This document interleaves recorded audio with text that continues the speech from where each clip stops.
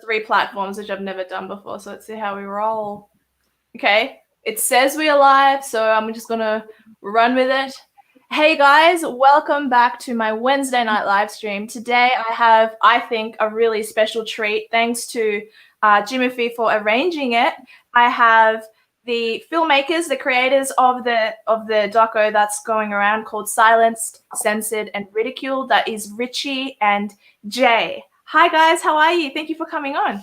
Hello. Hello, thanks for having us. Oh, thrilled, honestly. I suppose my very first question, generally speaking, would be why? Why did you make the film? I think the answer runs deep in everyone. We're just sick and tired of seeing this manipulations and at least, you know, or majorly, I should say, censorship ever since coronavirus hit. Anyone that posts anything against coronavirus or just trying to say, you know, that it's not as bad as it is, it's you know, it's ridiculed. It's why you trying to hurt us, you know? Yeah, it's, you gonna say something? Yeah, just, you know, the corruption that happens behind the scene, you know, unless you actually go look for it, you won't see it because you just see whatever the mainstream media is putting out, and that's, you know, not what the shady shit that's happening behind the scenes. So yeah, we just were like, we can't sit at home and watch our communities fall into this fear frequency. Like, we know how to film. We have our bus, which we've been converting into a home. So we have the ability to bring light to the censorship that's going on. And so that's what we did. I think as well, posting, you know, these things ourselves that are against the narrative, we were starting to get in Facebook jail and ban, and you know, you can't post anything for days, and you know, it just over time that adds up, and like, I don't know, like she said, we have a camera, we have this bus, we're like, I was just like, why are we not doing anything, you know? And part of it was fear, you know.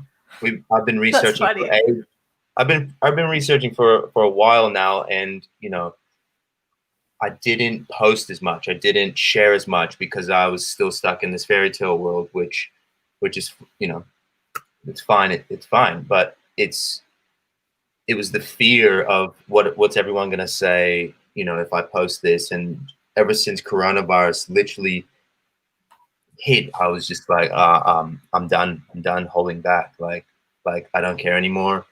Let's go full throttle, and we're not stopping. Well, that's really, really good. I think it's funny that she's like, hey, we have a bus and a camera. Let's go. That's so random, but it ended up working for you, and it's all about the truth as well. I just wanted to, I realized that I forgot to sort of stick to my tradition. I'm just going to read a Bible verse. Usually I read a Bible verse before I start any live. This one was sent to me by Jimuphy. John chapter 16, verses 12 to 13. I have much more to say to you, more than you can now bear. But when he, the Spirit of truth, comes, he will guide you into all the truth. He will not speak on his own. He will speak only what he hears, and he will tell you what is yet to come. I can see why you chose that verse, Jimuphy. Very fitting. Well, I mean, yeah, we're in the, I suppose we're in the process and the period of truth being unveiled, really. And I think that there is a lot of what is being unveiled that ordinarily we wouldn't be able to speak about because it's pretty heavy. I think that what this year has done has forced certain topics that you, as you say, you researched and I researched, to come out to the general public by force. You know, I think that previous to this year, you couldn't have that conversation with people because they didn't want to take it on board. But now that it's firmly out there, I mean, it's been like, wow, for me.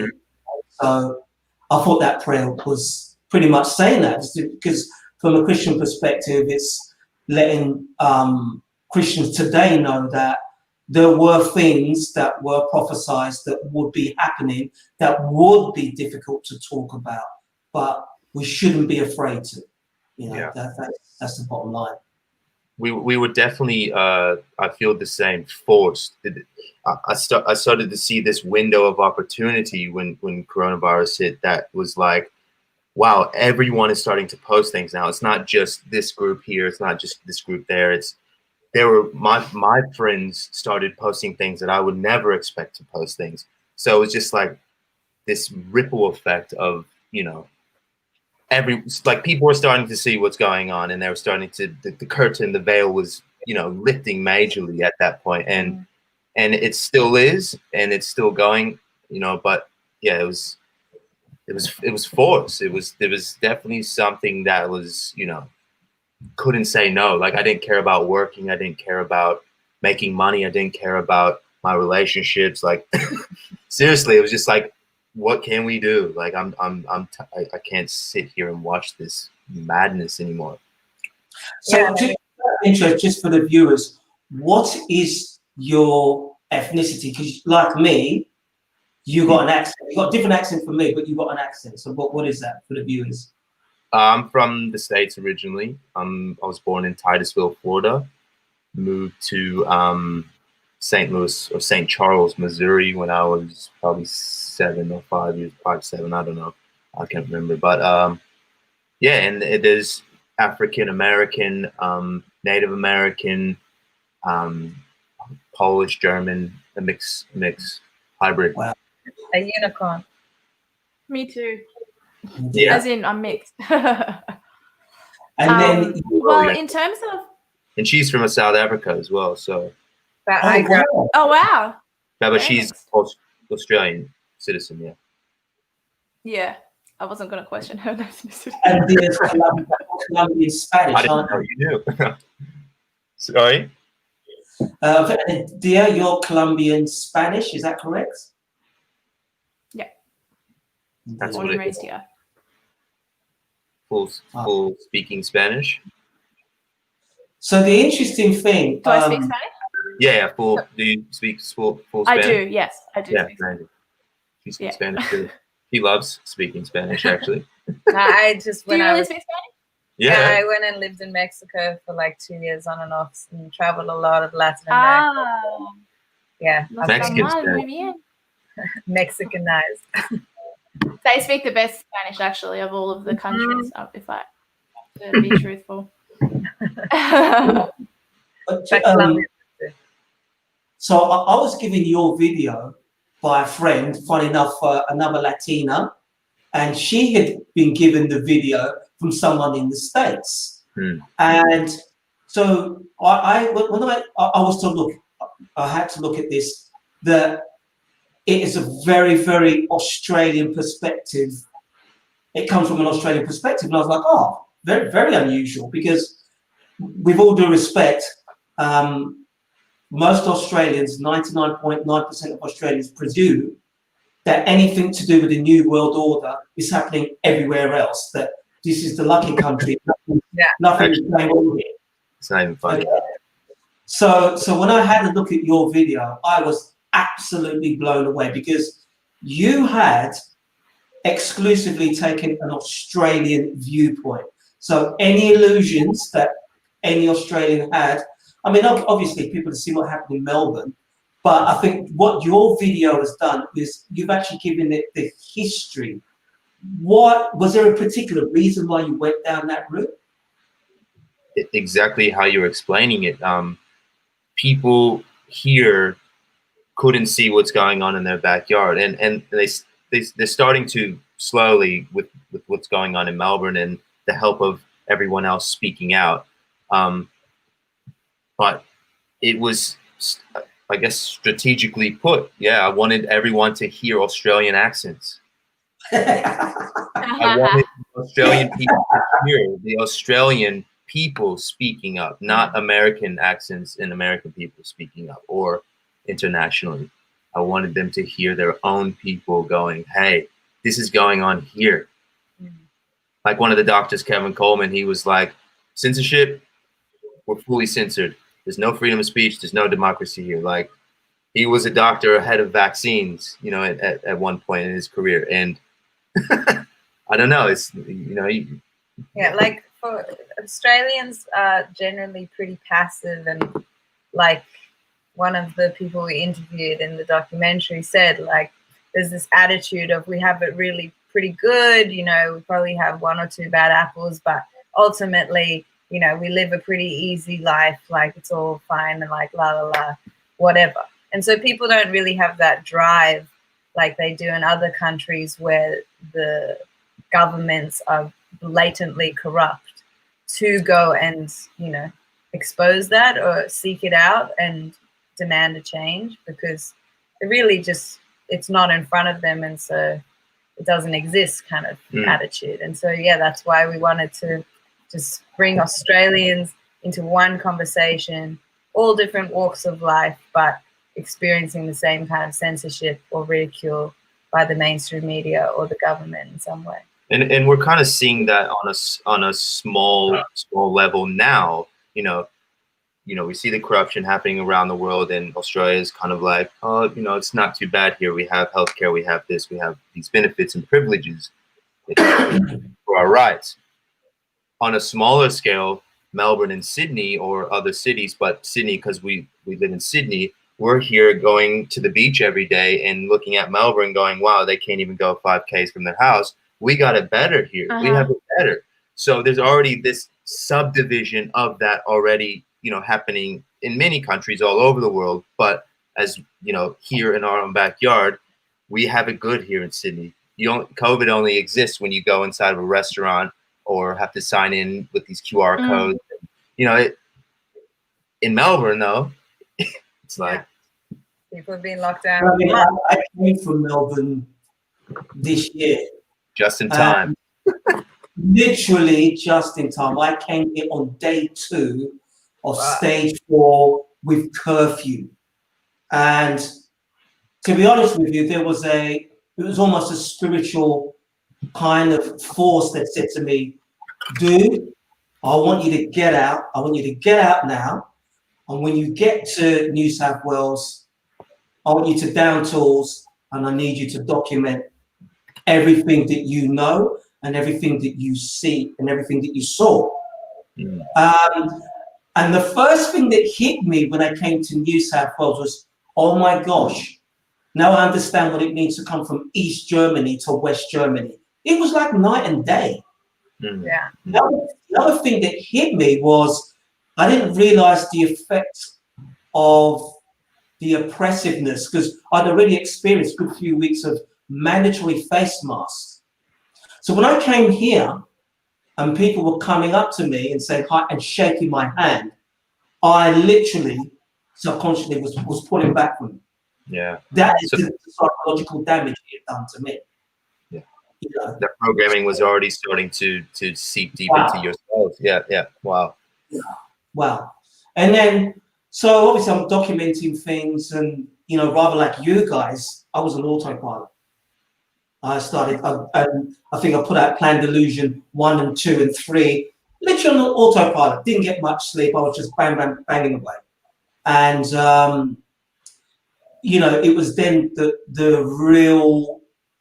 beast in Melbourne, the beast in Australia really started to show itself. And wow. The other thing that I noticed was when I was speaking to people in Melbourne,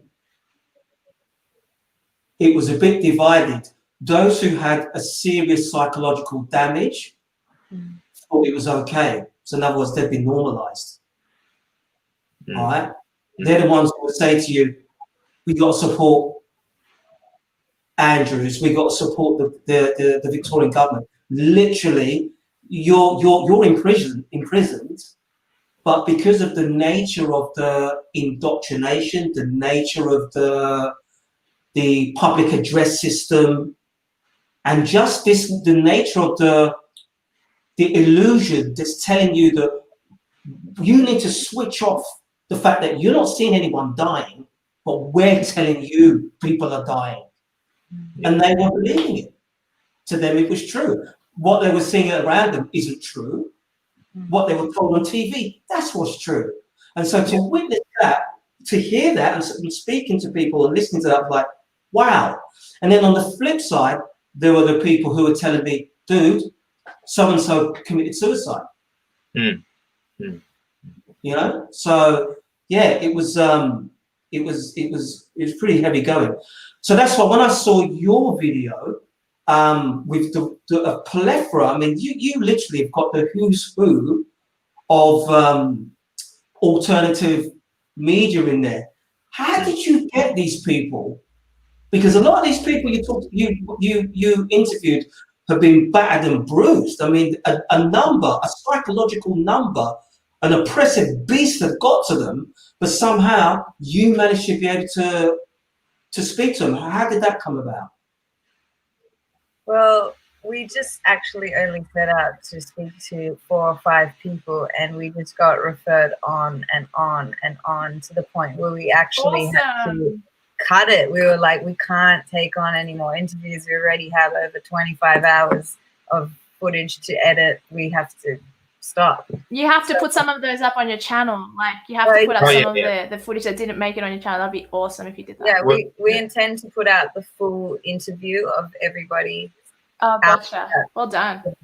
Had to focus on the documentary first, but it's coming. Yeah.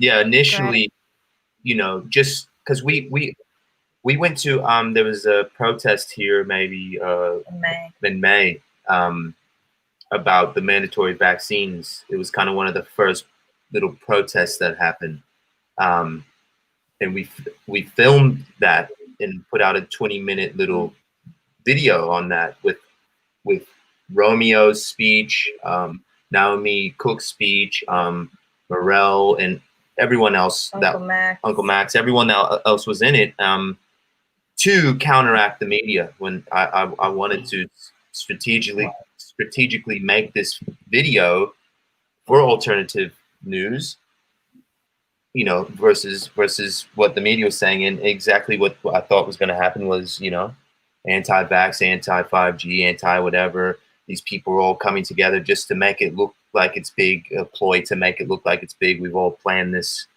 Yeah, so just to show the actual true intention of what was going on. And it's the same kind of thing of just this counteract, because, you know, obviously the media has major profit behind it. So yeah, but at this protest, there are many people there as well. So I spoke to them directly face to face and said, we're making this documentary. We have this person, we have this person, we have this person already.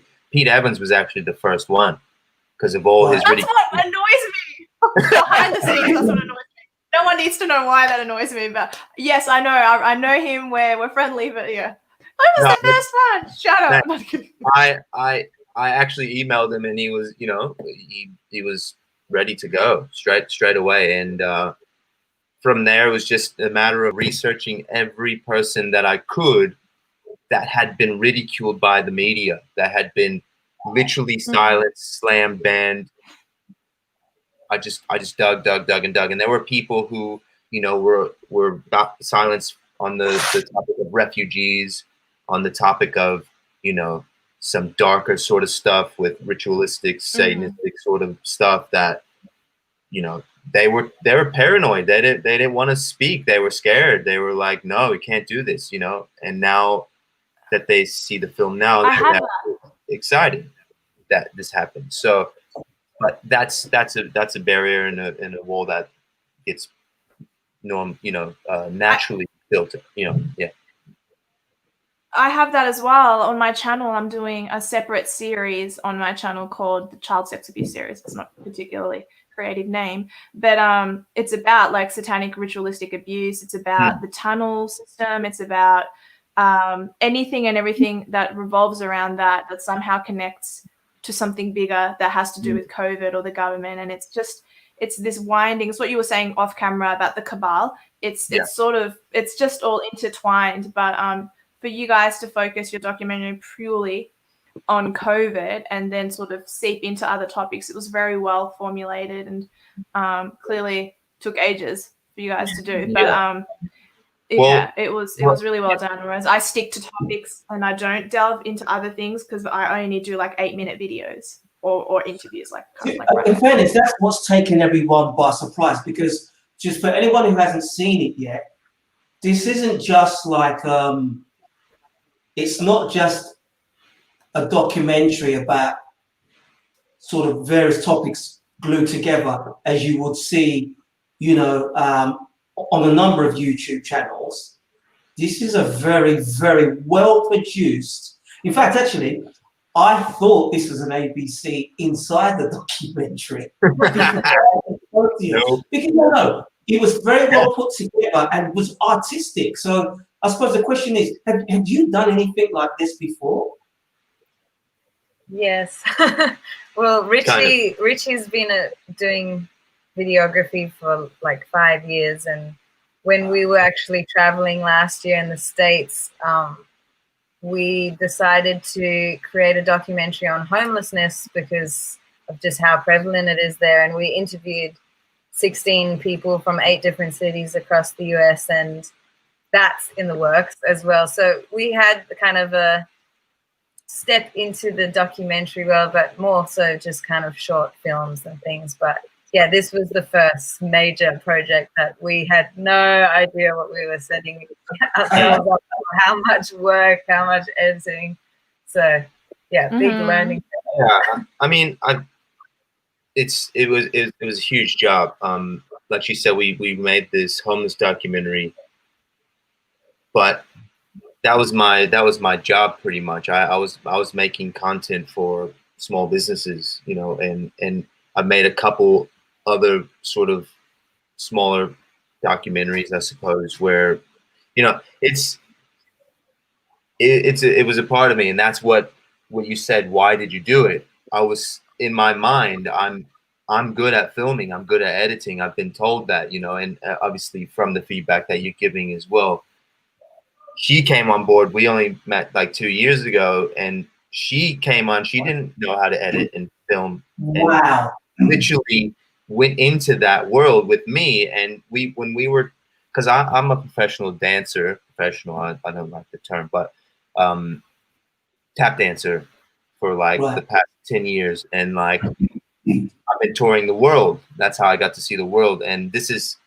Touring around is when we made this film. I was touring on a show, and we got to make the other homeless documentary. But yeah, she came in and just learned how to edit. So she literally went from 0 to 100 in literally 2 months. Are you talking about Jaye? Wow! Yes. You gotta teach me how to edit. I've been doing it for 3.5 years, and I'm still criticized. She's a creative, though, you know. But, no, you guys are gonna help me with my documentary. Well, this is what it's about. I'll tell you what I find interesting about that story as well is that that was the same with myself. I mean, Dee will tell you, and that's why I think that the way this has come together, when you listen to your story and I look at the quality of your product and what happened with my series and the way that was taken up. I mean, I would have never imagined, you know, 160, 170,000, you know, views. I would never imagine someone like Richie from Boston, Dee will testify to this, Richie from Boston live streamed the first 3 episodes, one after the other. I remember the situation, I'm on my way to the gym, thought I'd check in on one of the channels I normally, you know, checking. I look down and I'm thinking, there's got to be something wrong here because that's the screenshot of one of my videos. I think, I'll tap again. Damn. The lady whose channel it was, she's actually doing a full review. I think it was on Face Mask, episode 3 is on Face Mask. She's doing a review as I'm walking to the gym in Bondi, basically. It was so surreal. You know, it's incredible. And I'm just wondering, I think this is what I think that is there like some sort of invisible spiritual force that's behind this, just wanting this to happen, basically, in terms of getting a message out there? Well, I don't know. I look at it in the sense of, you know, I don't know. Like when I was a little kid, I was a little shit. So I'm pretty sure we all were. But my mom had this. Hopefully she's not watching this, and she doesn't watch this. But no, I confessed ages ago. She had this big thing of just big jug of coins. You know, it was all quarters. You know, in the States, quarters is, you know, a quarter of a dollar, and that was a lot of money when I was in, you know, high school for lunch. You know, lunch meals and sodas and whatever else I wanted. And I used to take so much from there. And, you know, eventually she caught me. And I think that's what's going on now.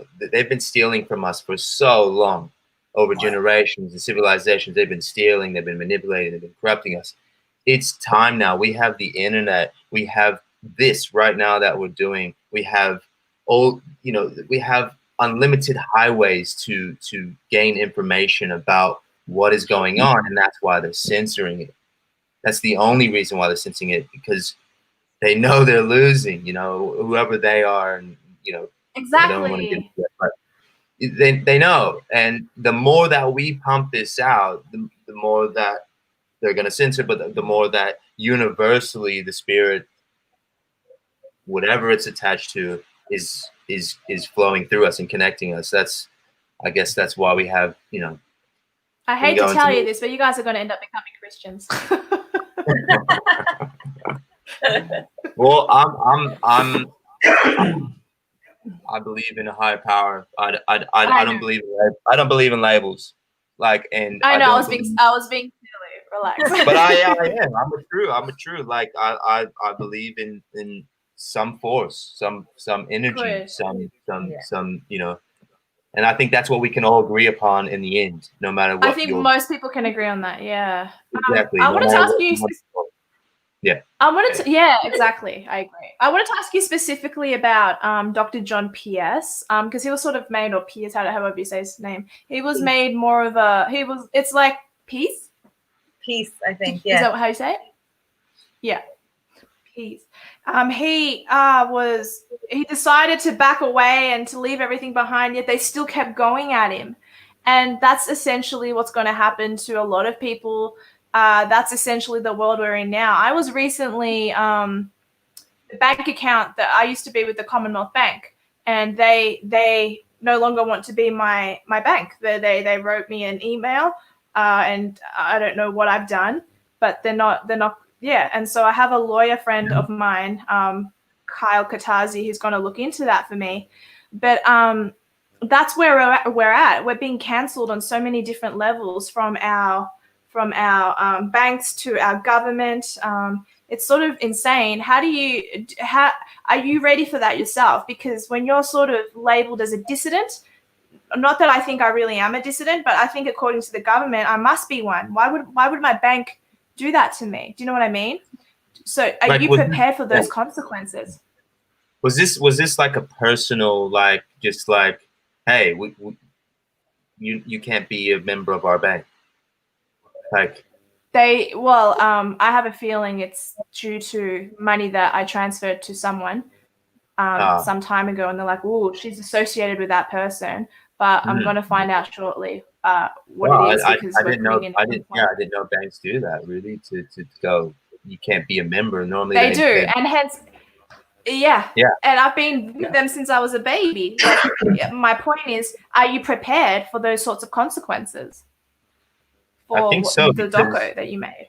Well, I think because, you know, the consequences of speaking the truth, you're painted a veil that you're doing something wrong. There's something painted over you and programmed and planted into your mind that makes you think you're doing something wrong. And when you can see past that veil and know that you're not doing anything wrong, I don't think I see them as consequences. I see that as scared and just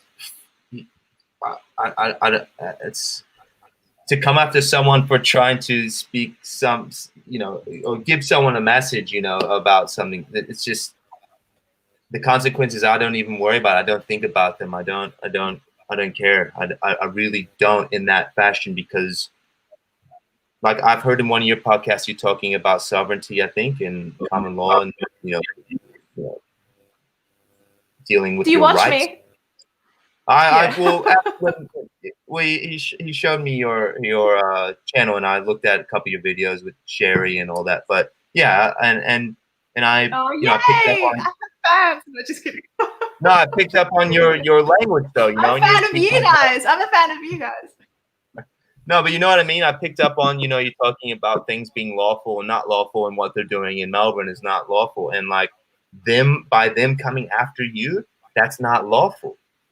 So if you know the rules to their game, if you know how to challenge their consequential, is that a word?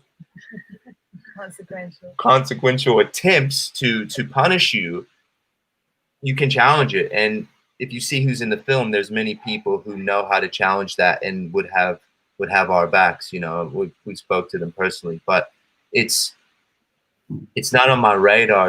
And I think that's what shed the most after making this film and seeing this coronavirus madness and circus was the what's going to happen. That's what prevents people from saying the truth in the first place. And we have a bus. I know many people that are trying to develop communities where you can go live outside of this stuff. And I was speaking to Jay about this on the phone earlier. So I'm going to call you Jay. Jay. Yeah. I know. His name does not even make sense. It's like Timothy, but it's Jimuphy. Did your parents hate you, Jimuphy? Jimuphy. No, I love it though. It's sick. So there's things forming to get away from whatever they tried to do, and I thought about it because I'm a permanent resident. So I was like, are they going to deport me for this? Exactly. These are the consequences. It's scary. Yeah, but then I was your like, boyfriend. But we're like, no, like every time I go down that road, he's like, don't even plant that seed in your mind, like so that it could. You know what, Jay? You're absolutely right. Thing to say. I think certainly with myself, I had exactly the same considerations before this year. Okay, but funny enough, as we were doing this research over a few years, many of us knew that a point like this was going to happen at some stage. We just didn't know it was going to be this year. So in that thought process, you thought about what are you going to do if this and this and this and this. You think about, what in terms are your priorities going to be? What are you willing to give up? What's at stake? And I'd already prayed to myself that, look, please God, give me the ability to, if it comes down to it, if I have to give up my life, I will do so. I will not, because here's the thing. I think you've heard this saying: those who would try and give up their liberty and their rights for a bit of life deserve none. They don't deserve anything, basically. Okay, so that's a hard stance. Well, I think the what they're saying is, though, basically, is that if you're the kind of person that if you're told, well, look, we'll give you your life as long as you become our slave, right? Because they're assuming that choice is going to be easy. Yeah, I'll be a slave. Please don't take my life.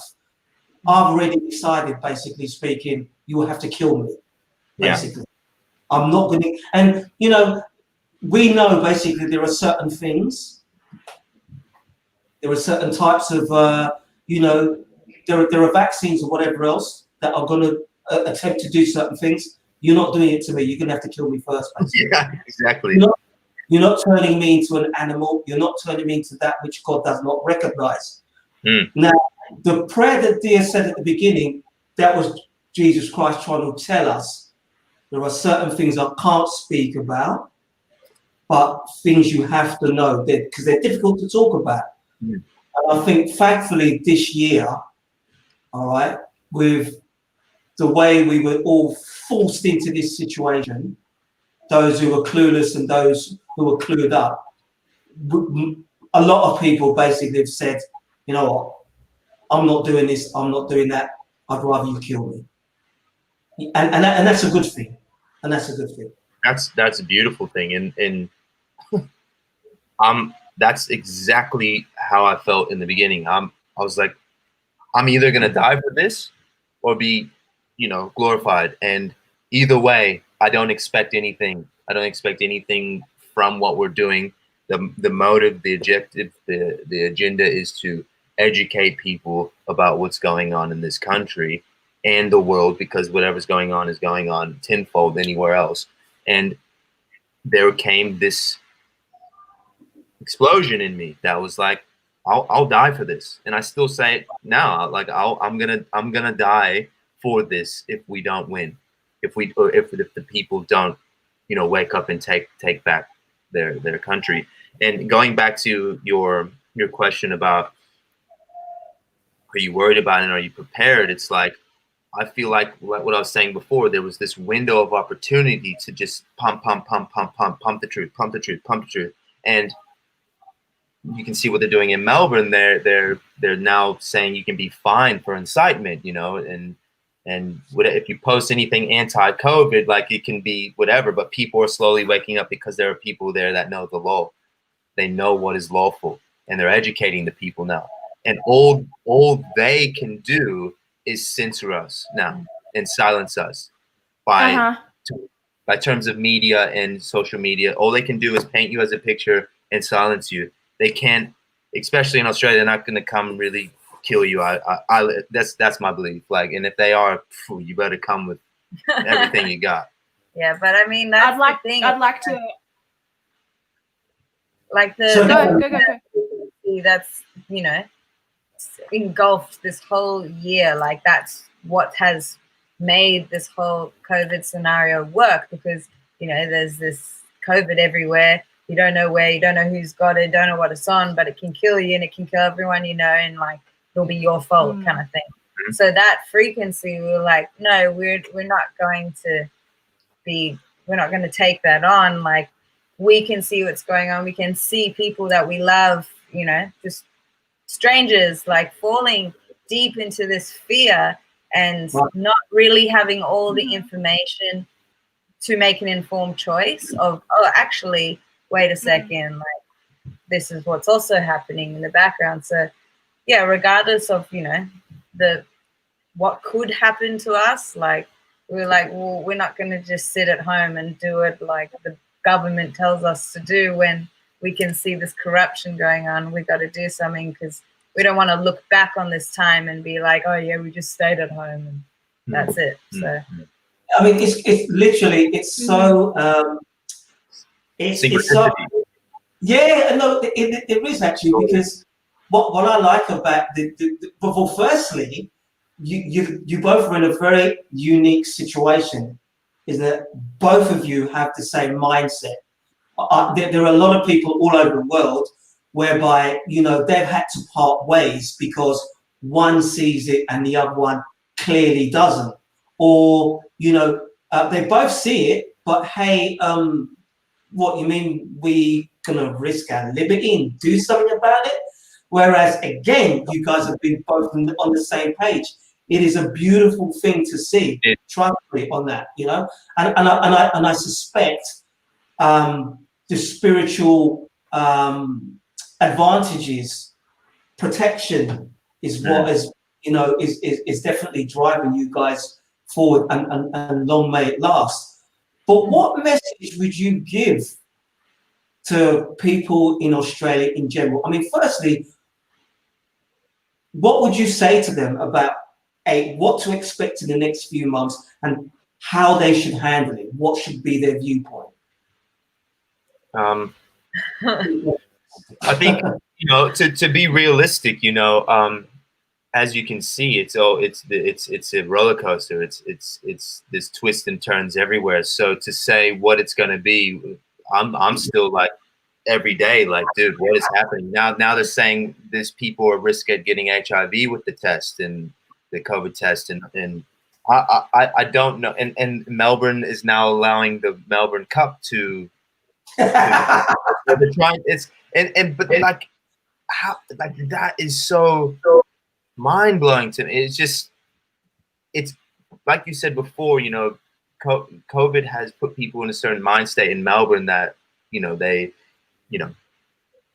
think this way, that way. And it's real. COVID has really shown where people's minds are and how deep this programming really, really is. Like before it was, you know, everyone was, you know, La La Land, fairy tales, but now it's showing you like how believable or gullible we are, you know, to just believe because the TV said so. Well, how compliant and like. Well, it's yeah. Yeah, like just shows how, you know, once there's that threat of my life, you drop everything and that fear really takes over. And how, but for me, a big part of making this film was actually to empower people to take back their power and their strength. And wait a second, like I'm this incredible being that is functioning and working and breathing and pumping and doing all of this without me having to consciously do anything. So I'm capable of thriving and creating the life that I desire. And just because, yes, death is an option that could happen, it's always an option. We are all going to die. That's the only thing that's guaranteed. This year, people have gone into that fear of dying, but it's always been there. And if, you know, we're pumped with anything on the TV telling us, you know, about cancer rates or suicide or car crashes, anything, like we would live in a fearful state and we wouldn't really live a full life. You would barely go out because you would be in fear. And so for me, it's just to empower people to really take back their power, because we are infinite beings of consciousness and vitality and health. And unless you actually use that, you will just be this shell and life will pass you by, and then you know it will be the end of your life. And definitely what you actually do. I wanted to sort of touch on something that you guys were talking about earlier regarding dying for the cause, and I don't mean this harshly towards the public, I suppose. Do you feel like it would be a waste dying for the cause for people who are apathetic, complacent? I'm an Australian, born and raised. Your girlfriend is an Australian heritage-wise, I would assume. Australians, I think she and I would probably agree, we're very lazy, we're stupid, and we're sheep. It's retarded. Would you feel like you would be dying for nothing for a group, for a collective, a country that has no idea just how controlled we are being and just how much the establishment wants to control us? Because it would almost be a shame. I don't know the right words to use, but I'll get you both to respond, both you and Jaye. It's such a great question. For me, I look at the root. You know, like it's easy to say, you know, you guys are sheep and complacent, but that is by design. You know, going to school and being taught how to think and what to think and how to see and what to see. So nice. Do you know what I mean though? Like that. No. You're not wrong. It's just you've said it so much nicer than I just basically called my own people morons. But yeah, sorry. But we all came from that same place. So yes, we did. Yeah, we all have. It's in every Western country. It's not even the matter of dying for them. It's dying for myself and her and my closer circle, that I want to get into a state of mind that when they die, they go, oh, hey, I learned this about the world. It's not just what I was taught in school. It's not about the fairy tales and the movies that I've watched that have molded my perception. This is going on, and it's been going on, and it's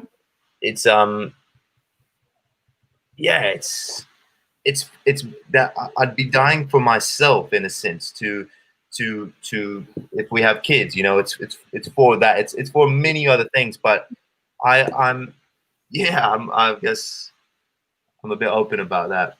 Yeah. We recently watched David Icke's Renegade film, and you know how he speaks to there has to be renegades in order for there to be change, you know. So unless, you know, we took this risk of putting together all of these people's stories to expose the corruption and censorship going on.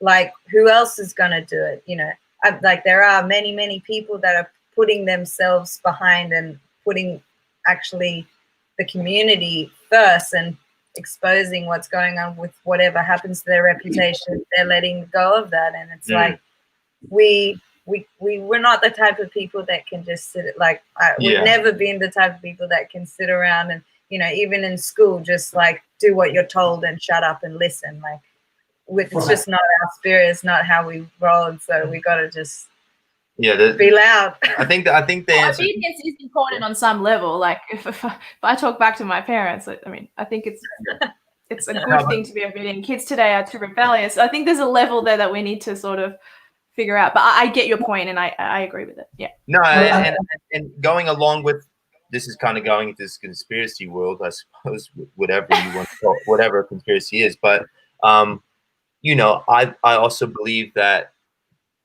potentially there are people here that are never meant to wake up. So sad as that may be. I don't know. So I guess the answer is yes and no, you know, because it is a shame to argue with these people that are complacent and ignorant, because it's just like talking to a brick wall sometimes, you know, and they react without, like many people have commented on the video without even watching it. So it's not even their fault. It's not their fault. It's just like having the openness and the empathy to see that, like, the programming to break free of that, it's so deep. And, you know, the people that are really believe, you know, whatever the TV tells them or the prime minister or whatever, like, it's not their fault. It's just successful manipulation. And you gotta think one more. Sorry. Sorry, one more. And with hard when people talk over each other. It always buffers. Sorry, with the perspective that you spoke about of being complacent and whatever, it's like trying to wake up your family member, right? Like, if you don't live with your family member, you're not in their ear all day. You're not with them all day just going, hey, this is what's going on, this is what's going on, this is what's going on. They only hear a bit of that, and then you leave, and then they start watching the TV or movies and the radio, and their friends who are closed-minded and complacent and ignorant, so they go back to sleep with a bottle in their mouth. And then when you come around, it's like, oh, Jaye, you know, Dia, Jimuphy, they know things. Let's listen. And then you leave, and slowly over time, the span of that grows. But, you know, if you're not there constantly going bang, bang, bang, it's very hard to even just wake people up. So, sorry. I think this year, I had to come to terms with that very fact. Previously, you know, a lot of people close to me would have said, Jimuphy's always talking about this stuff, and he gets frustrated. They probably called me, you know, half the time I'm frustrated because half the time I'm talking about this stuff and not understanding why they don't get it. But this year, as you said, Jaye, I understood that, you know what? Some people just literally are not wired that way. They don't have the mental capacity. And just like you said, Richie, the level of programming is just staggering. And I realized when I first got to Australia, when I saw the first infomercial, we never have those things in the UK. When I saw the first infomercial in Australia, I nearly died. I thought, you're going to be kidding me. Did they just try to promote something as part of the news, a product as part of the news? It was crazy. And so, you know, it's the other thing that I've noticed as well, but this, I don't think it's just exclusively an Australian thing. And I suppose this question goes to Dia and Jaye. What is your view of how other women around you have taken to this stuff? Claudia. Sorry, what was that? It buffered and I didn't hear it. What? Oh, no, I was basically just saying that, because I know you've mentioned to me that, like, your friends, when you've talked about this stuff, well, you've actually lost friends, like female friends, just trying to explain this stuff. Yeah. The second I stepped into the political realm, they were fine at first, But then when I started, I suppose, appearing in headlines, they got scared of me a little bit. And I'm like, you've known me my whole life. You know I'm kind to people and whatever it is, and you know the media lies over me. Like, I'm telling you this is the case of this. But yeah, I lost friends, and then maybe some of them watched some of my videos and thought they understood. And I know that's rude to say, but I really think that they think they understood, but they don't know because they don't understand the political realm. And so yeah, I lost friends. Friends from primary school, from high school. I still have some of them to this day. I will always have some of them. But yeah, you lose friends, and then it makes you wonder. I mean, I've also walked away from some friends as well because they were a toxic circle, but they were probably never friends. But yeah, it does happen. And did you say you wanted Jaye to answer the same thing? That has she lost friends as well? The other thing from you, Claudia, is did you find that there was a male-female divide as to most women are likely, absolutely 9 out of 10 women will definitely not jump on board to this sort of stuff. Like even this year, most women still will prefer to believe the mainstream media because it's easier to do so, or were they more receptive? What was your feeling on that? My friends seem to believe the mainstream media. In fact, I did a little vote on my Instagram saying, do you think Daniel Andrews has the best interest at heart of the state? And even though most of them said no, some of my friends said yes.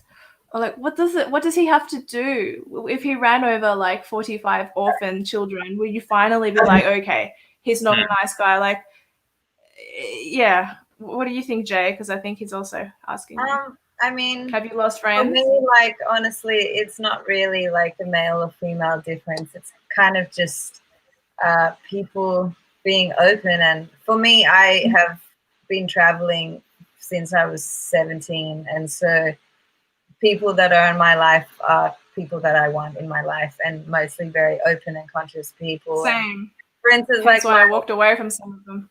Yeah, like my like I'm only 23, so my old friends are young and baby. Very in the political realm and very kind of stuck in the labels, and they're still very open, but very stuck in what the political show is telling them. And so now this year they've been open but don't really get it. Like they don't really want to talk about it because it's very threatening to their reality. And so that's true. I should have added that. They don't want to talk about it. I talk about where they shop. And a great place you can buy a grater. Making this film was like, well, you don't need to listen to me. Like, here's 18 people who have totally different lives, but all this is kind of the same different scenario that's happened to them. So hopefully, you listen to them. So and they all had to watch it out of support anyway. So it's actually great. It was a great strategic plan. It's like, we're gonna make something, and everyone that normally doesn't want to watch stuff that we're related to, they're gonna have to watch it. Now it's just whether they watch it and then go straight back to sleep, or but we've done what we can. Like the rest is up to them. And you know what, I can definitely relate to that because I'm on the 5th episode now, and as I said before, it's like it's between 150 and 160,000 viewers. I don't know 100 and do you know what? I don't even know 15 viewers, to be honest with you. I don't know who they are. So, but we're on 25 at the moment. That's not too bad. Hey yo, it's great. So it's like I rest at night knowing that I've done my part to awaken people in parts of the world I don't even know. That's the main thing. It's not really. To be honest with you, I don't think it's even my job to awaken my friends and family anymore. No. Do you know what? I point them to your stuff rather than point them to my own stuff because they're less likely to take me seriously because it's only Jimuphy for crying out loud, They wouldn't either, kind of thing. So, yeah, I can definitely relate to that. So you've done this video. What's next for you guys? Well, like you said, we have everyone's, you know, individual interview from the film. So we're going to post that. We're going to post the video in sections because a lot of people are like, can you put it in parts? Series. Everyone likes to watch series. So we'll put it in parts. But the next mission really is to finish our home on in our bus, so we can actually travel. And if there are consequences, we can jet away and go in the bush somewhere. When I saw that, you wouldn't believe this. You know what? I loved it because when I was editing the first couple of episodes, it was so heavy that what I would do is I'll go and take a break. So you know what I would do to take a break? I'd watch the YouTubes of people in their vans, or you know the New York school bus conversions. Do you know what I mean? That was that, and I thought how idyllic that was. So when I saw you guys with your bus, basically you go from A to B, you've made this great bit. Man, I thought that was fantastic. That's the way. You do it. Well, that's exactly why we put it in, because some of it is very heavy, you know, if it's the first time that someone experiences certain information. So to go in and out of, you know, a bit of light, it was that balance. So they could it's like, actually, come on a journey, you know, with us. It's okay. Wow. We're with you. We're the same. We're the same. Yeah, it's so artistically done as well. It could have been a crossover from a travel documentary as well, basically. You know, the synergy of the two. And the heavy with the lightweight was just fantastic. To say, yeah, I take a lot of inspiration from what you guys are doing, because I want to do that too. I've been wanting to make a documentary for like about a year and a half. I've been telling everyone I'm going to make a documentary. I'm going to make this really important documentary, and it's going to wake people up on abortion is what I wanted to do. But yeah, I think what you guys are doing is so good. Sorry, keep going. I didn't mean to interrupt. No, I would just say do it. Like that's. It's when you get in your mind and you start thinking too much. If there's no consequences, which we all believe there is for doing something like this of this scale, then it stops us. You can see that you making videos, other people making videos, all they're doing is silencing. It's like the thoughts in your mind, because you give them meaning and you give them belief, you give them power. So it gives it power over your actions and who you are and how you play out in this world. So like, do that. What was the question again? Sorry. No, I think just he asked one. You answered it really well. I suppose that so you've got this video.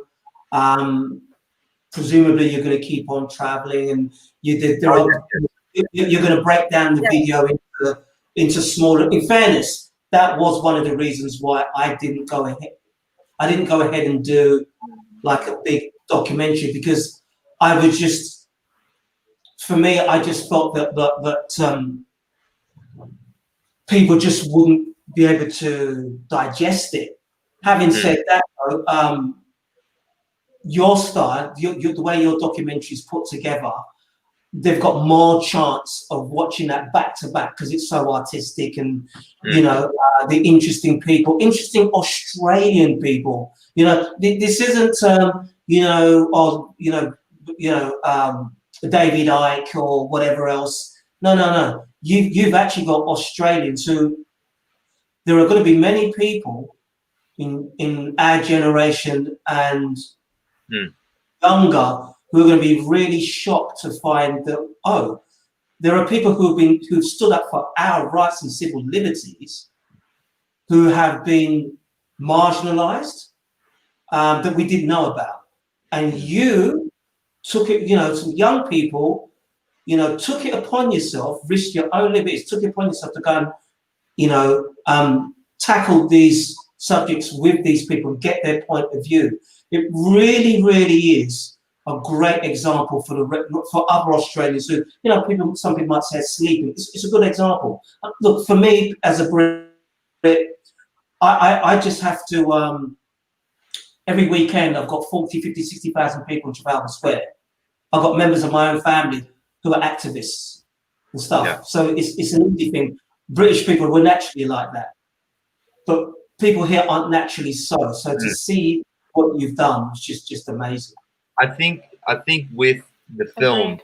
you know, the reason why, in my mind, I was able to put it in the way that it is.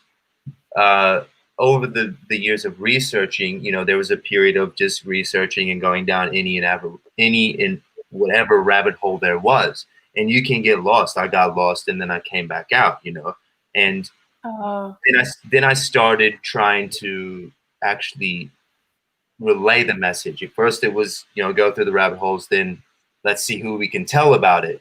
You're crazy, conspiracy, you know, whatever. And we're all crazy.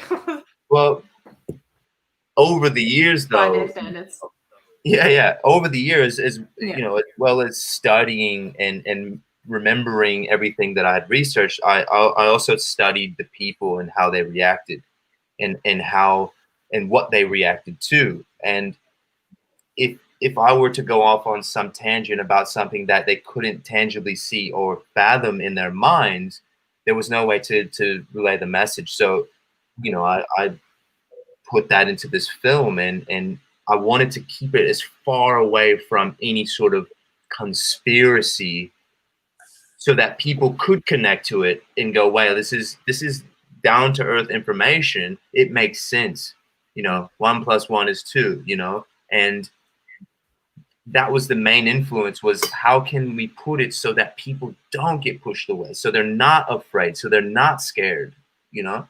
And yeah, I think that's wise.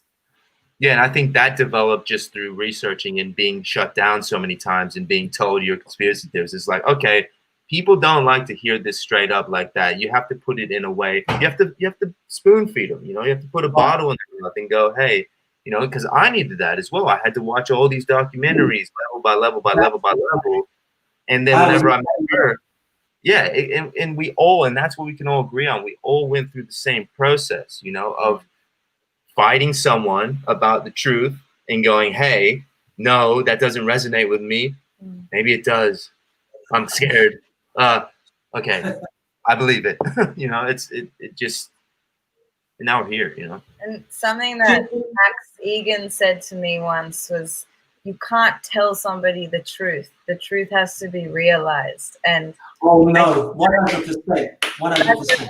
We can all resonate with that, because, you know, you can't see everything all at once, you know.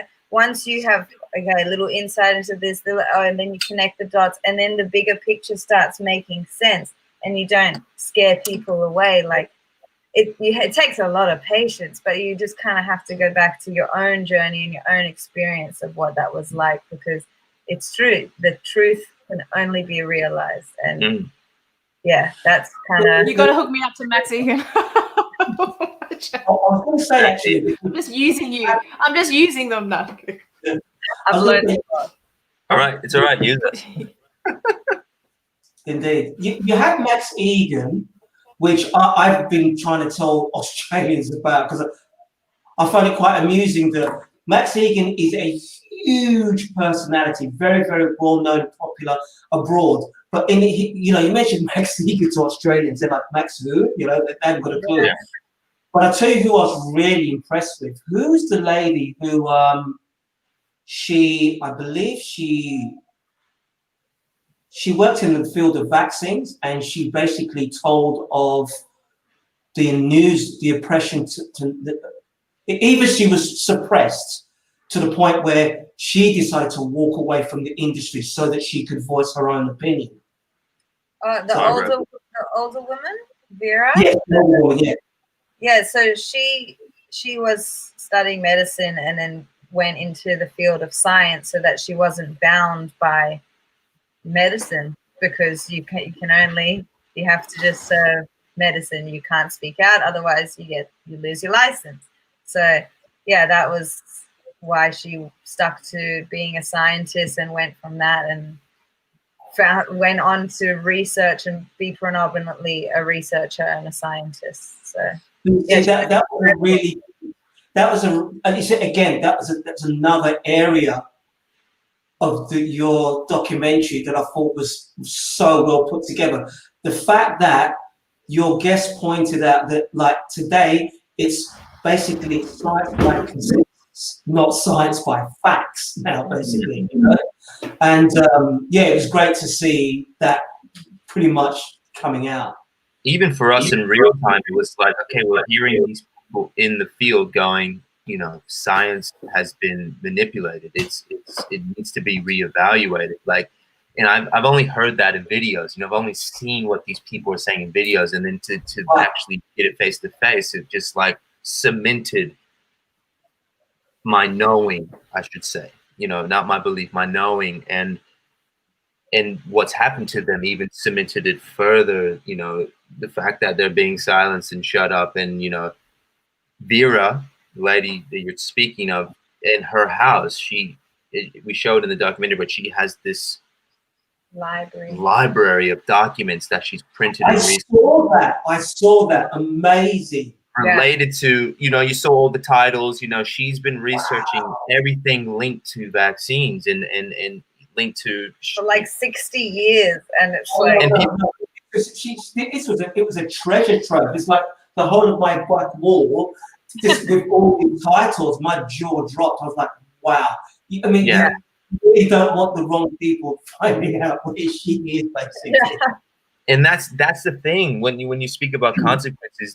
I think whoever they are, they'll look at it and go, okay, wow, these are all the people we tried to put in the bin. We got them out.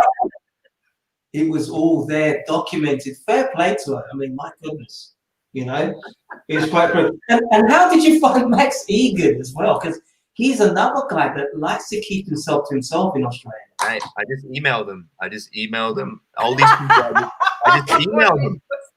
But it's all in the message. It's all no. What did you do? Did you send Jaye's picture first, basically, and pretend like it was you sending the email? No. Yeah, no. I just said, mate, we're making a documentary on censorship, and we have this person involved. He's like, yep.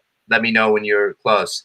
And we had to drive from Sydney up to southern Queensland, and yeah, he doesn't really use phones. He doesn't use phones at all, does he? He doesn't have a phone. He just uses his computer. So we had to email him, and he was like, meet me here. We met him there, and he took us to his home and sitting there drinking tea. We were in the Crow House. Yeah, just drinking tea. And wait a second. Did you see the peacock? Amazing.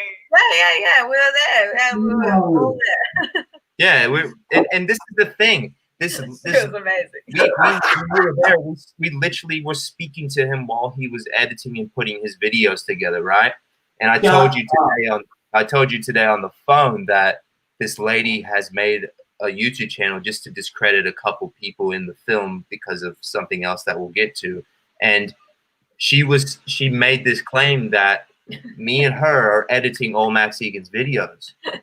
She was like, the artwork is so similar. We now know who's editing Max Egan's videos. And I was just like, I cannot not reply to that. And you think we have that much time? You think this documentary has happened? You see, to be fair, those are those kind of synergistic things that you just how do you account for that? It is what it is. That's what comes with it. You know, I think that's the consequences. The government and they don't have to do anything. The people will do it. The people will come against you. The people have been weaponized, just like what you're saying about COVID. If you go around certain places and if they believe into COVID so much, they will be the Put resistance. On your mask. There'll be the resistance against you. The government doesn't have to.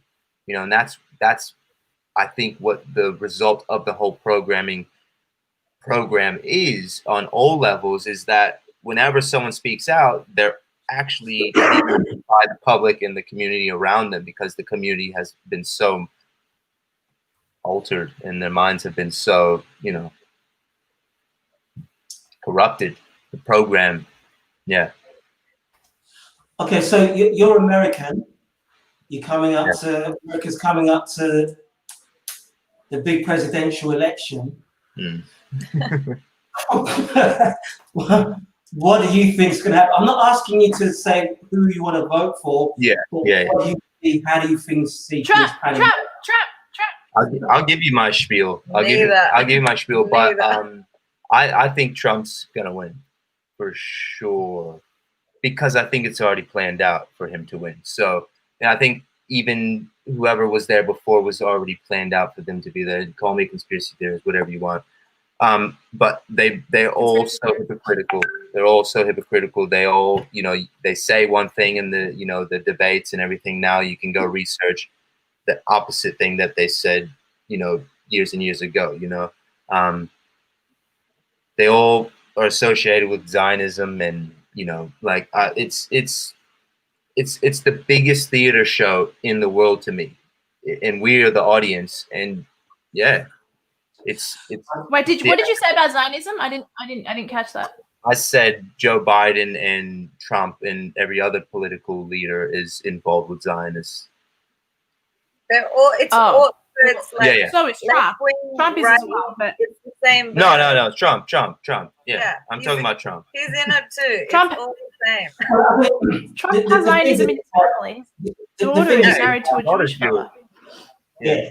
The thing that surprises me is Zionism. It's, I guess it's different. Like Zionism, you know, and this is the Indeed. whole debate. It's Yeah.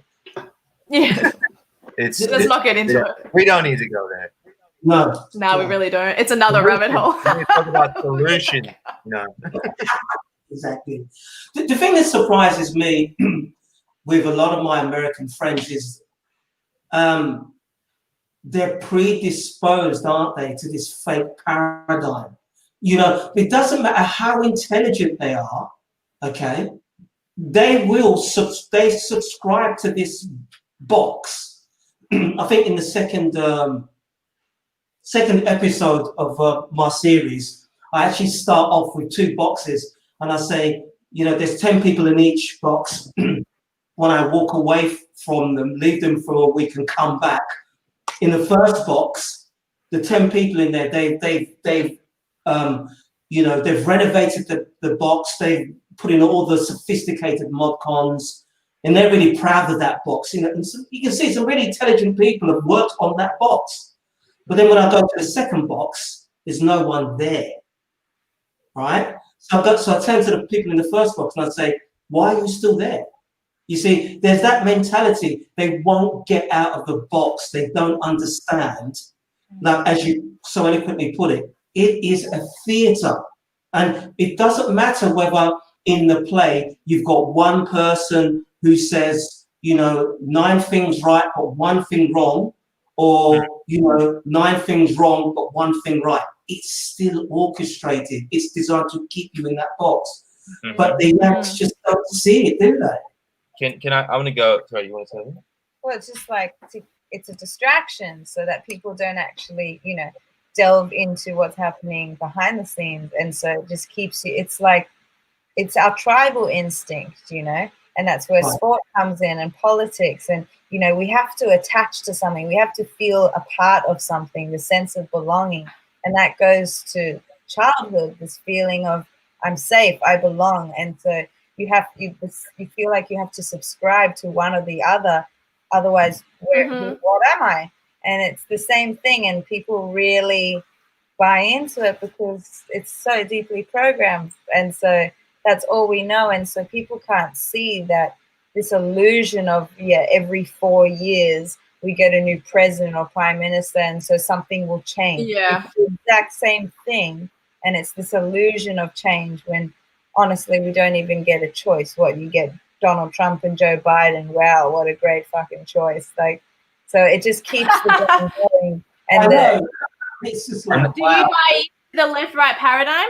Do you guys buy into, well, the left is evil and stupid and the right is moral and stupid in a different way? Because it's a cult. You reckon it's, what are you laughing at, Jimuphy? Right, but it's true. I've come out of that. It's a cult. The left is a cult and the right is a cult. And now people are saying, oh, Dia's become a centrist. I'm like, no, I don't identify with it at all. It's garbage. It's just retarded. So are you guys in the same boat as me? Well, cult comes from the word culture, cult. Oh, that makes sense. Yeah, so like everything's a cult. If you think about it, it's a group of beliefs. It's a group of thoughts and It's still information. a belief. This is political. Yeah, exactly right. So, and that's what I was saying before. If you give something meaning, you give it power. Yes, I agree. Belief. Look at the word belief. B-E-L-I-E. Be lie. Be lie. Yeah. So your belief can be a lie sometimes. And to go a bit deeper with the whole politics. That's really clever. Look at you. Well, etymology. Do you know what etymology is? It's a study of origin of words. Etymology, yeah. But wordplay as well. It's earth, heart, Anyways, going a bit deeper though on a level deeper on the politics and theatrical thing and the fairy tale and the fictitious part of it. That I think is to make what we're living in real. I'm not talking about the world. What is to make it real? Like politics. The fact that someone's going to be in power and to take us further or farther away from, to make a change. Whatever. I don't. What I'm trying to say is that it's I feel what are you trying to say? No, I feel like it's there to make us believe that this system is real, because when you go like you said about it makes you feel it's all puppeteering. You're going to your vote can make a change. This is the bullshit lie that is sold to everyone to keep them in the quote unquote political system. When I look at what happened in my country with the whole Brexit vote. Literally, people thought on one side, oh yeah, because if you make a vote, we're going to be able to separate ourselves from the rule of Central Europe. Or if you don't make a vote, we're going to just look. It was as you quite rightly said, everything had already been predefined. It's been worked out already. Well, look at the law. Like here, we were talking about big things being lawful. The law, right? Do you go to school and they teach you the ins and outs of the law, or do they say follow the law or you get fined? No, they don't at all. You get fined or you go to jail. That for me is number one to show how fictitious this whole system is. Because if it was really for the people, they would teach you the ins and outs of it, and they would teach you, what it is, which is the rules to this game that we're living in. And when you look at what's lawful and not lawful, what's legal and not, you start to see that what is legal is for the system, and what is not legal is against your inherent rights as a human being, as flesh and blood. And the system, the legal system, you were talking about the big theatrical arena. When you go into a courtroom, right, there's 3 tiers. The judge sits at the top because they're resembling a ship, right? Because when the people that came over and took over, they came on ships. They didn't have jurisdiction over the people. They had to create a place where they could have jurisdiction over people, called the courtroom, which resembles a ship. That's why they speak in maritime law in these courtrooms in a different language. You know what I'm saying? So the black man is clapping. I've been talking about the whole and people who know me very, very closely, I've been talking about, because there's a part in Revelation that talks about the beast from the sea. Yeah. When I was in Melbourne, it dawned on me that, wow, that maritime law that you're talking about was a law from the sea. And as you quite rightly said, it then, as these corporations got very powerful, they literally obfuscated the law of the land, common law, and swapped it for maritime law. Yeah, through belief. This is why we all are a part of it, through belief. And this is why you're on your citizenship or your dictatorship or your ship, because you're floating in there. I did not know this. That's so interesting. Yeah. This and you're an etymologist on my show one day. This is cool. And this is like sovereignty, sort of like natural law sort of stuff. But like your driver's license, for instance, you go and you say, hey, this is me. The card, the writing, the name on it. But little do you know that part of your name is in all capital letters, which is Dog Latin, which is actually a different language. So that's a fictitious character. You as a person. This reminds me of Romola D. And you call each other persons and persons. A person is a corporate entity by definition. Yes. The legal I did system. a video on this. Yeah, so being a corporate entity, you're a corporation. You're property. You are the product. You yes. you are the trading goods. We do, but the public doesn't know this. The public has no idea that they are a corporation. Sorry, keep going. Go, Jay. I want to hear you. Go, Jay. Yeah, but this is the deepest programming, the law. You're not taught it. You're just taught to follow it, and that comes from when you're born. You can speak to everyone. Everyone's afraid to go to jail and break the law. But no one ever questions it and says, what's it mean? What do these words mean? And exactly. This is what if people could realize that, the power the show. Fill them. But the power that would fill them, yes, exactly. It's a whole nother show. But yeah. You see, that's all right. I'll have you back. I'll have you guys back. For sure. Isn't that right? What I'd like to say to Christians who are listening to this, going back to Revelation 13, this is what I believe is being referred to by the beast that comes out from the sea. Because literally, this beast that was originally maritime law is now literally the beast system. Okay? To be honest with you, what Richie is actually saying is that we're actually living in the facade calling itself our countries. Matrix. It's not real. Claudia did a really good video, what was it, a couple of months ago? I only touched on it though. I wish I had been. Thank you. That's very nice of you to say, Jimuphy. But remember when you and I, Jimuphy, did Romola D's show, and she spoke about how the only way that one can not be a corporate entity is to do something in front of the Vatican, like a live contract or something. So there's a way out of it. Yeah, I think basically good off of the legal fiction or take ownership of it. You can revoke your affidavit and just literally saying out loud and writing it in paper going, I'm not a corporate entity, I'm a human flesh and blood. Yes, something like that. And then you have a live contract or something.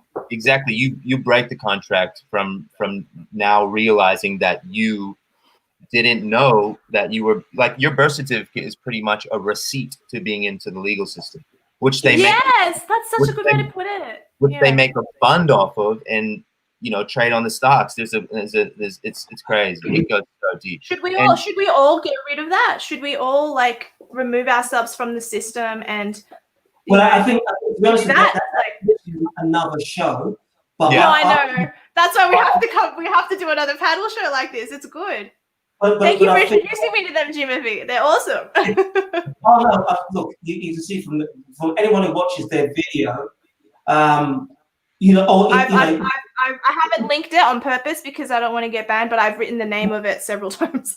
There's a reason why you get 150, 160 plus views for a documentary series from someone who's never put a documentary before. Absolutely. And you get such a massive outpouring from someone who's never done a full documentary movie before. The content and yes.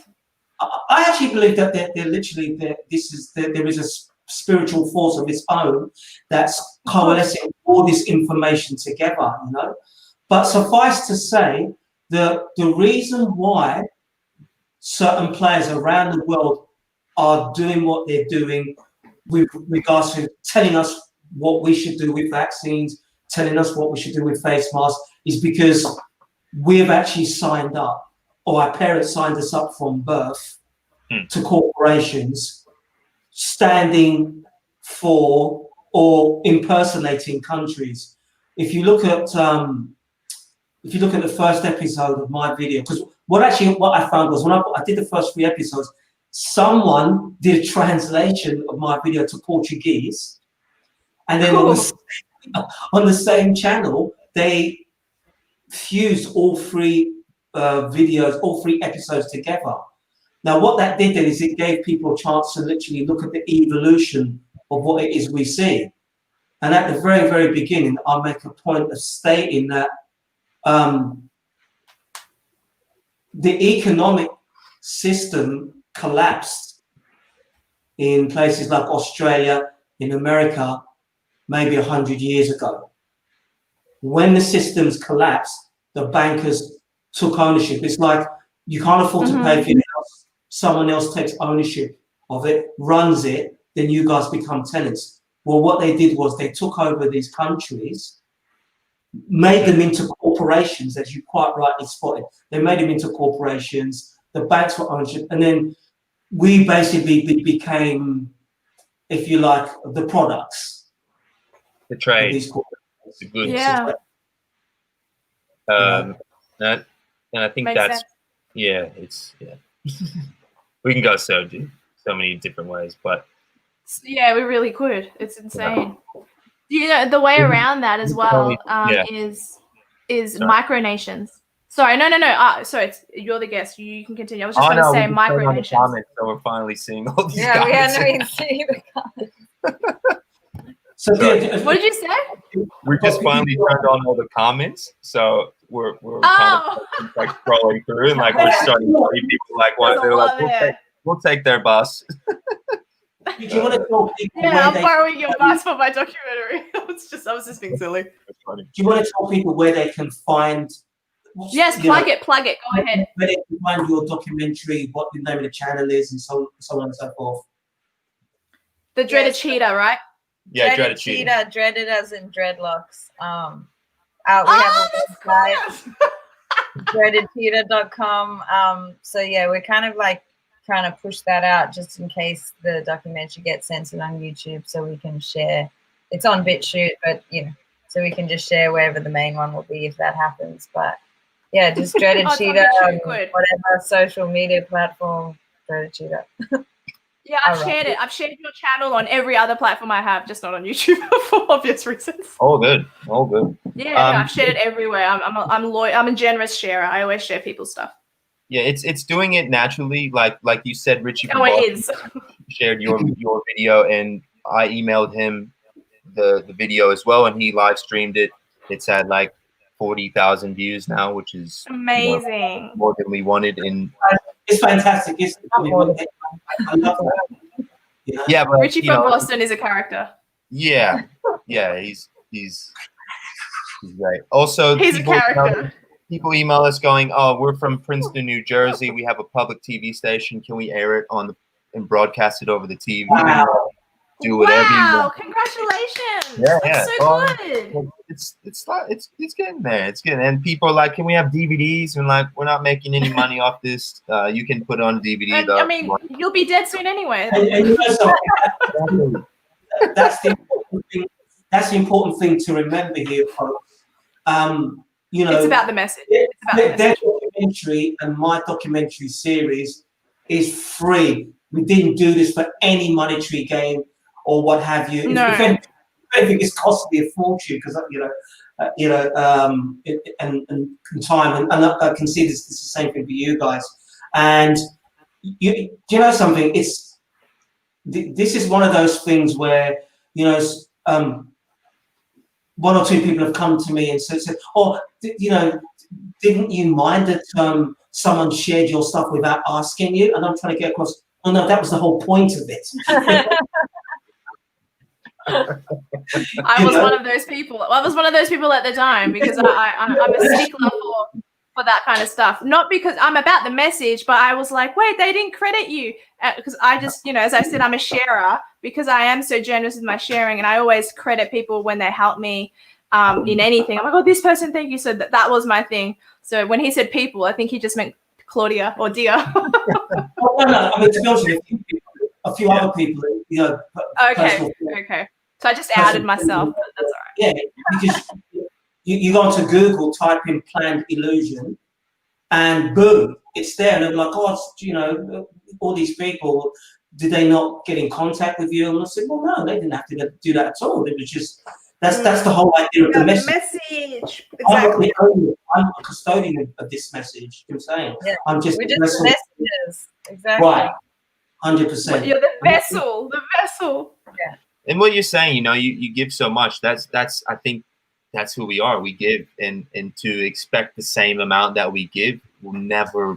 You never get that in return in the perspective of through people. You'll get it in many different ways, whether you believe in the law of attraction or synchronicity or whatever your belief is, and it comes back. Definitely, this is it coming back now for us. You know, through connecting with you, and yeah, I'm pretty awesome.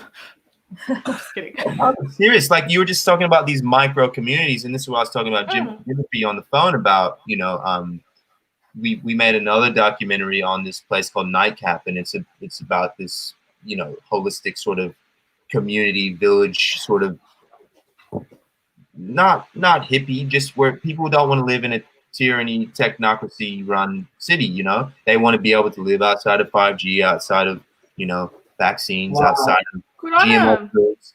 And pretty much though, through going and filming that and experiencing that and learning about that, we start to realize in through other people, they're going, oh, we have this land where we're going to create the same sort of vibe, the same sort of community. And so what's happening, what I believe is going to happen is that it does have to get worse before it gets better. Like Jimuphy told me on the phone, it has to get worse. Yeah. And when it does get worse, there are people that are going to stay, and there's going to be people that are going to go, and people are going to need a place to go. And just like, you know, natural human instinct, people create, people will survive, they thrive, and they're going to, you know, like their place.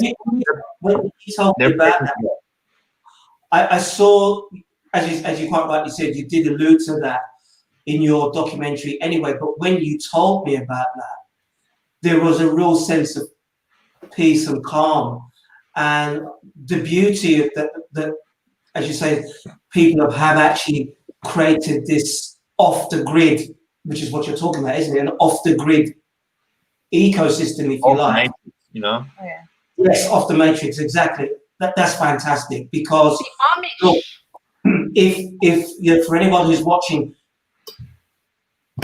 there is a great reset that is being planned and has been planned for everyone on this earth, and that reset involves the total control of every man, woman, and child. What you do, what you consume, and effectively who you are. If you're not comfortable with that, you know, you have to be prepared to know that you're going to be ousted from the mainstream system. So the decision is, do you wait to get pushed, or do you jump off yourself? You know, so to hear that there are communities like this, that's good news. And if you jump off, I promise you'll land on a ship that's moving straight forward. It's all about the ship.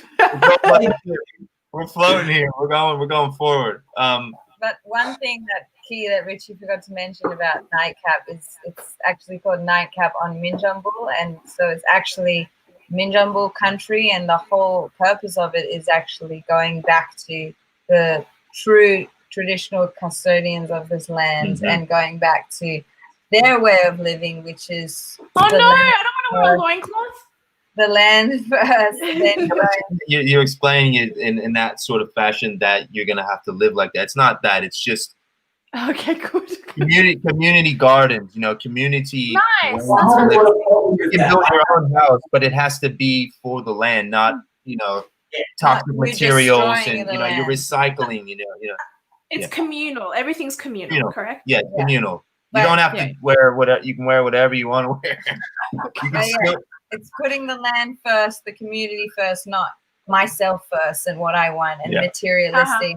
You know, it's going back to land, back to mother, going back to community and working together instead of greed and capital. So it's moving away from that and back into tribalism and actual community. I understand. Right. As well, sorry, I'll tell you after if you have something to say. Yeah, do you want to, because I can see there's quite a few people with questions in the chat. Is that what you're seeing that? Yeah, usually I do that. Usually I do that about 40-50 minutes in, but we're an hour and a half now, so I thought we'd actually maybe we can maybe put 2 or 3 up. But also, I want to add that on December 21st, there's a group of people all around the world, but specifically here in Australia, I'm going to say tribal people, but Aboriginal people who are going to Uluru to do this spiritual sort of ritual, I suppose, to insert into, you know, the spirit, the ether, the world, whatever you want to call it, to battle what is going on right now. And but it has to do with some sort of alignments. Have you heard of that? This whole December 21st thing? Yeah, I heard the grapevine, actually. I was going to do a bit more research to find out exactly what that entails. But I think it's interesting that, you know, they're aware that what is happening to us is of a spiritual nature as well. You can't get 7.8 billion people satanic down around the world without there have been some sort of negative spiritual influence. It just you don't get all the churches in Victoria shutting down. Shut down. That's essential. Worship is essential for some people. No churches since what? No churches for 7 months. Still, Melbourne, Victoria is still like my mum's going to church with a Samsung tablet, that's how they're doing church. The spiritual implications of that would be just catastrophic. It's uplifting. It's why would you take that away? It's connected. It's yeah, that's a very nice way to put it. That's the whole agenda from the beginning, is to take our connection away from ourselves into spirit, into the world, into nature.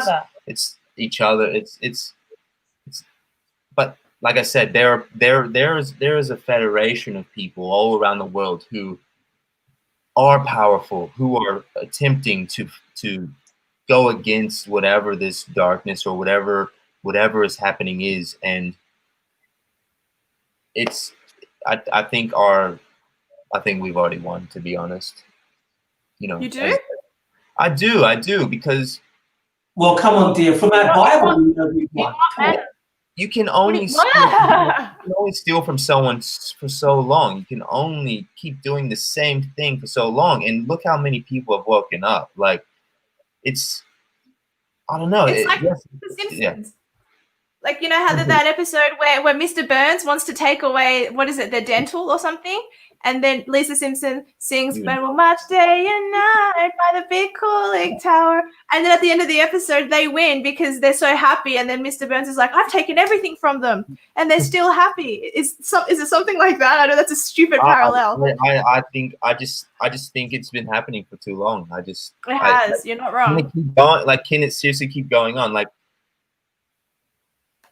I don't know. It just like, it's gotten us to get up out of our shells and go, stop being, you know, who you are, and stop trying to live and fight something that shouldn't even be called the truth. You know what I mean? We shouldn't even be fighting this in the first place. It's created so that we do fight it, but it's ridiculous. It's ridiculous. Yeah, Jimuphy, that's a question for you. I just want to answer Pissy Leaks. Pissy Leaks P. We call him Triple P. We call him Triple P. Triple P, right? Okay. Or PLP. Yeah. In answer to that question, I remember that little icon from the States. It used to be on everyone's truck. Oh, really? Little pissing guy. My uncle had one. So in answer to your question, in Planned Delusion episode 1, so the way I did my thing, because I had so much stuff I wanted to say, that what I did was I layered stuff. So what I did was, you're watching a scene, but actually underneath it there is another scene actually being played out. And the whole idea was there was someone either doing some sort of performing an illusion, or I might have a I like that. Yeah, or for example, I might have a serious narrative, someone actually talking about something pretty serious, and then underneath I'll have a second layer. In one of these layers, I actually had Peru. During the first stage lockdown, I kid you not, they had circles drawn out onto the pavement, like, you know, onto the street, like social distancing, where once a day, the Peruvians would have to come out and practice social distancing, walking in the circles. Literally, yeah. So in episode 1, if you go back to it, you will see there's like a clip where people actually standing in the circles and a drone goes overhead and you can actually see them walking in the circle. This is the kind of demonic, satanic rewiring of the brain to get people to literally believe that standing a certain distance is going to protect you from getting or contracting a virus. This is honestly, you need a demonic spell to get people to conform to that. You really do. You know? But yeah, so unfortunately Peru, they fell for it. I don't know who this is directed to, but are you guys educated in the Socratic method or indoctrinated in the Marxist method? That is the question. Is this a fight you guys are having in the chats, or is this a question to us? I can't tell. You might as well answer it. I reckon you guys will have an answer for that anyway. Good. Neither. Yeah, I was going to say, it's pretty clear to see we're not indoctrinated in anything. None of us is. Yeah, none of us are. Right. But I think certainly the powers that be are definitely trying to exercise a Marxist type agenda. Yeah, well, they're starting with the kids, you know, like in schools. That's what I knew when I was 21 was because I was taught that in school, you know, and then I went on a journey around the world and I got to wake up from that illusion that I was taught. So they're just, you know, doing the same thing, but with a heavier sort of programming, you know, social distance, don't talk to anyone, wear a mask, like that's normal to kids. So it's what's it going to be when they're adults if we don't change it? Guys. Okay, this can be the last. I think this should be the last question, right? And we're all meeting tomorrow, aren't we? So we can continue the conversation on our own. Yeah. Just to touch on that, I think one of the saddest things, hurtful things that brought me to tears earlier on was when I found out that they were putting masks on little children and then in playgrounds separating them, drawing boxes out and telling kids you can only play in the box. That hurt me. I think if there was a deciding factor when I thought, look, I need to act, it was that. That was the deciding factor. Well, they're putting the mask on the kids' play toys, their dolls, and their you know. Are they really? Oh my god! Yeah, they're selling toys with that. You know, it's yeah. But like if you look back at our toys, we had, you know, play vitamins and like little like sort of pharmaceutical toys in the States. Like they've been doing it. It's just a different perspective. Yeah, it's just But yeah, for me that was actually one of the big, like if not the biggest drive to create this film or do something, or just in general my activism was for kids. Like I'm an early child. Oh, good girl. I love kids. Like I want to have many babies, but I don't. You guys have great looking babies. This reality, and so yeah, I understand that for like the next generations and the kids of today, because the psychological warfare is on them, because that's how the education system works. You know, it's 13 to 15 years or more.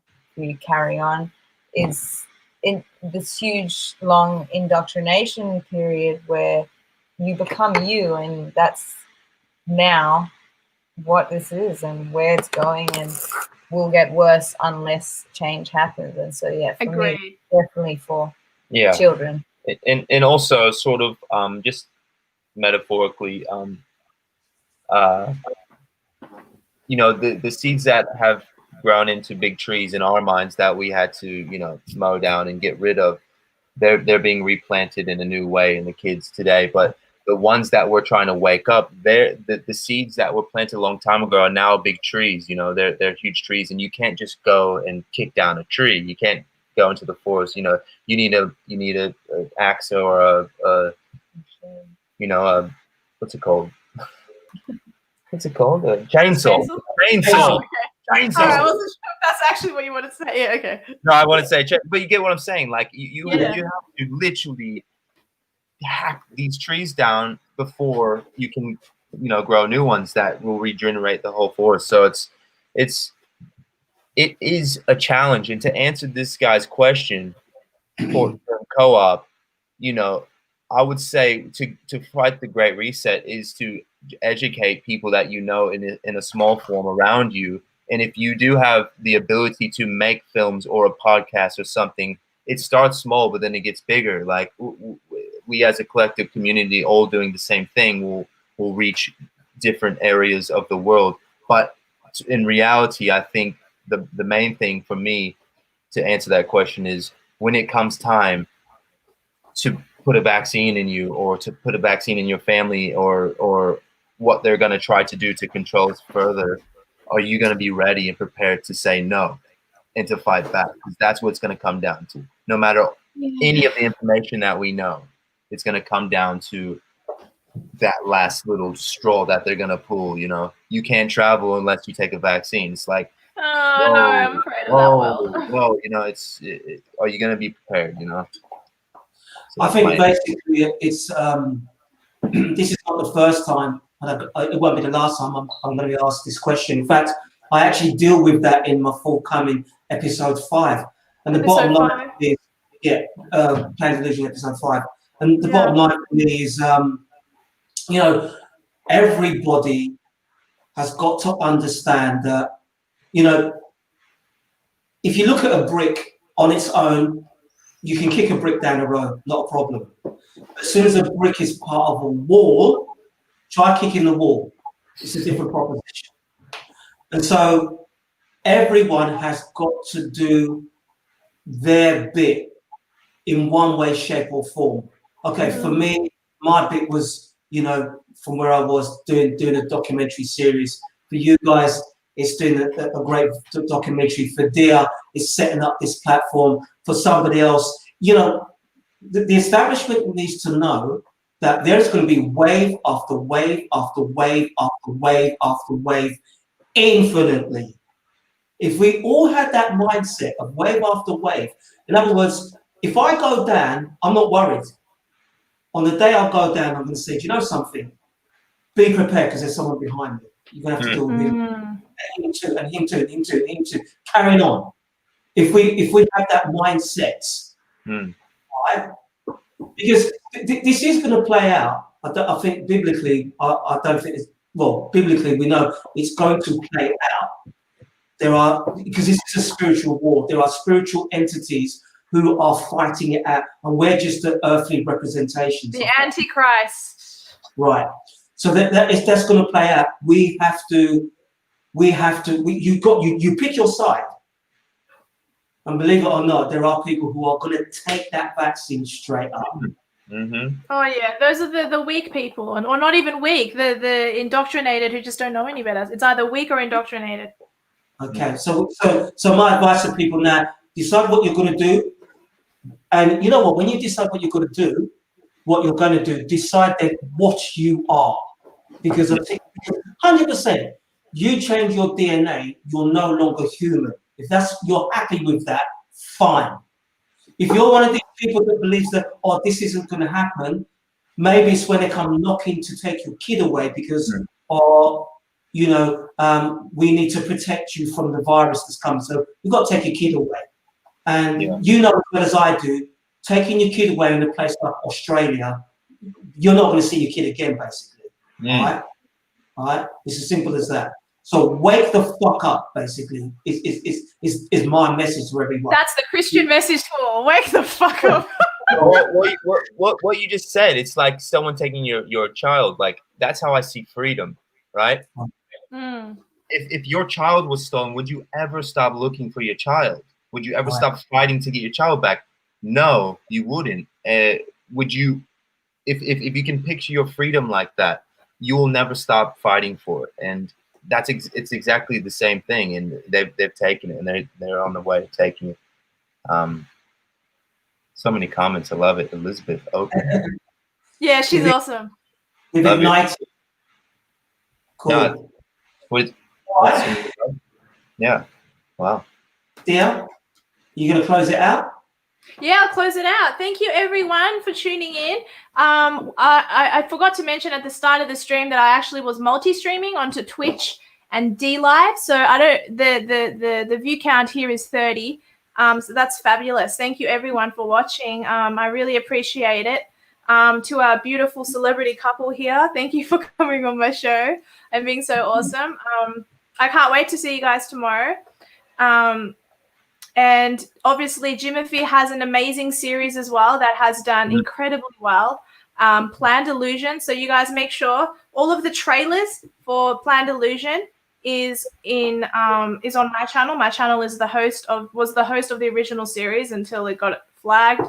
So all of Planned Illusion can be found on my BitChute channel and on the Planned Illusion channel of BitChute. And make sure you watch Jaye and Richie's doco. It is kicking ass, and you deserve all of. I know it's not about it for you, but the adulation you are getting for it is well deserved, despite it being about the message. 100%.